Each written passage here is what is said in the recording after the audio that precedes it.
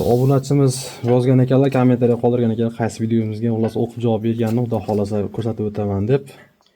Damas Porsche'ni strelka. Maslinindan boshlaymiz. Maslinini kemtigi xullas ana shu burchakka qo'yamiz hozir.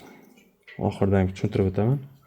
Mana bu burchakka bo'ldi. Oldi strelka, bu burchakka maslinin setkasi. Xo'p. Maslinini polsalarini metkani qanday o'ng tesini bilib olish. Mana. Ikkala holatga aylantirib qilsalar, qaysi tomonga uch chiqayotgan bo'lsa, uchini past tarafga qilamiz, bittasini tepaga qilamiz. Ya. Mana bu tarafga qo'yamiz bu burchakka.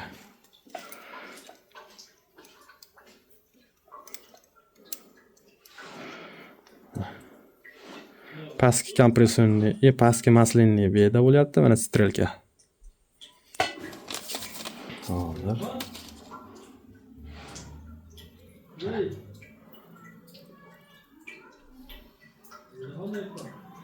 Bunisini bu yerga pastkisi bu yerda bo'ldi, bunisi bu burchakka. Xullas, bir-biriga parallel bo'ladi.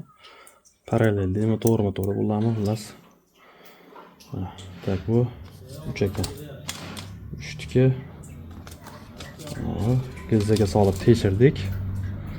Ko'rdilaring o'zlaring ham razmerlarini, kompressiyonni mana bu yerga solamiz.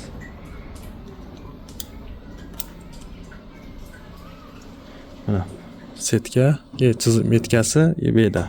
Bunisini bu yerga qo'yamiz. Tasi bu yerda, pastkisi bu yerda, tepasi bu yerda.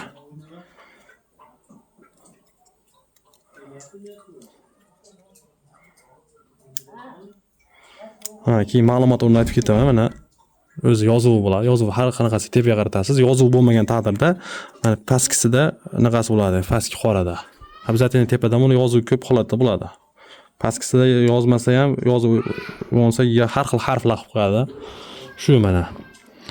Metka birinchi kompressiyonni mana bu burchakda, ikkinchi kompressiyonni bu burchakda bo'lyapti, mana bir-biriga parallel bo'lib.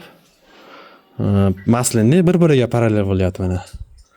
To'rt burchak shakliga kelyapti xullas. Ochiqliklari mana maslinni setkasi tepadagi mana yerda turibdi. Pastkisi mana yerda. O'rtada prujinasi u burchakda turibdi. Salomat bo'lasizlar. Xudo xolasa tushundilaring degan umiddaman. Videoda kamchiliklar bo'layotgan bo'lsa, avvalo uzr.